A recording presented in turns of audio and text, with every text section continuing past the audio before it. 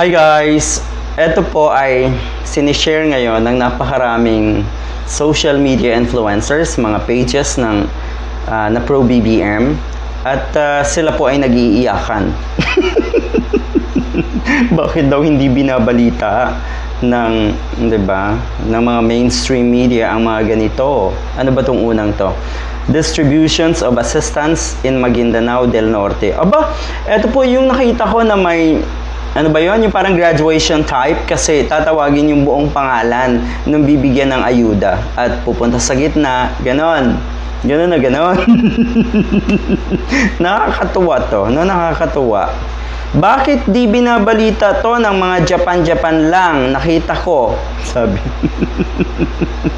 Ito pa.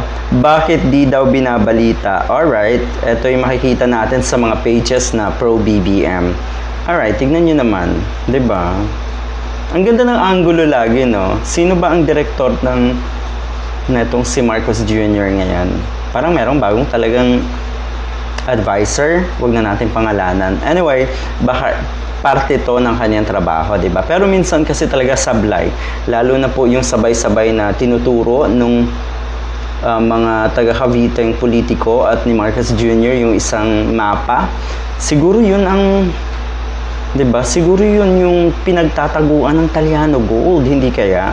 Well, anyway, totoo, sablay talaga minsan dahil nakakatawa. Para kasing inisip na itong mga taga-kabila, lalo na po yung mga kaalyadong ni Marcos Jr. Akala nila lahat ng mga Filipinos ay katulad ng mga bumoto sa kanila ng mga oto-oto. 'Di ba? Hindi nila alam mas marami yung mapanuri at nag-iisip ng tama. Totoo 'yan, ha?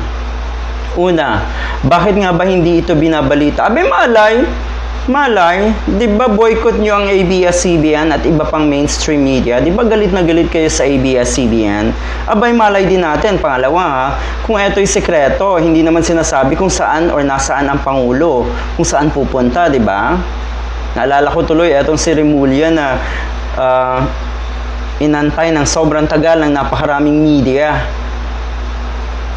para ma-interview sa kaso ng anak niya. Walang sumipot. I mean, hindi nagpakita, di ba? So, ganito, parang nililihim din. Parang ayaw ding magpakita sa media. Pero, ang gusto na itong mga pulangaw, ibalita. Wala na kasing inspiring sa ganito. Dahil tignan nyo naman ang OA. Hindi na po siya inspiring. Okay? Parang nangyari na lang to ng sapilitan. Dahil nga sa call out, dahil nga sa hashtag nasaan ang Pangulo. Hindi ba? Nangyari na lang itong mga ganito. Tapos sablay pa yung mga ganitong eksena. Although maganda yung ibang anggulo, tignan nyo naman, kitang-kita yung mga vloggers na kasama. O, di ba? Sino ang laging may kasamang camera? Sila. Bakit hindi uli binabalita ng media? Abay, malay.